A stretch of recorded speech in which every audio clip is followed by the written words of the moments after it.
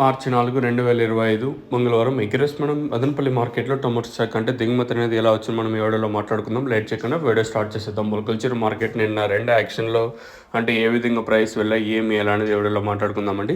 మీరు ఇంకా ఛానల్‌ని ఫస్ట్ టైం చూస్తానంటే అలాగే సబ్స్క్రైబ్ చేసుకోకుండా చూస్తానంటే వెంటనే సబ్స్క్రైబ్ చేసుకోండి. ఇక విషయానికి వచ్చినట్టయితే స్టాక్ విషయం మాట్లాడుకుందాం. నిన్న మొలకల్చర్ మార్కెట్‌కి అయితే భారీగానే దిగుమతులు అయితే వచ్చాయని చెప్పొచ్చు. ఓవరాల్‌గా నిన్న మార్కెట్ మొత్తం తీసుకుంటే అంటే లాస్ట్ రీసెంట్గా ఒక 2 ఇంకా 3 నెలలుగా లేని స్టాక్ నిన్నైతే భారీగానే వచ్చిందని చెప్పచ్చు ములకల్ చెరువు మార్కెట్కి వచ్చేసి.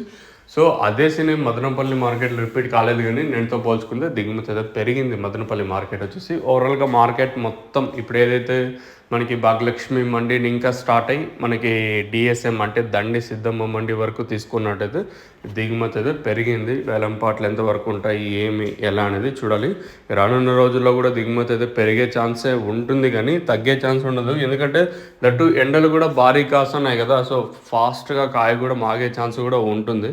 సో ఇంకా రాను ఇంకా కాయ కూడా పెరిగే ఛాన్స్ అయితే ఉంటుంది. మరి వేలంపాట్లు ఎంతవరకు ఉంటాయి, ఏమి ఎలా అనేది చూడాలి.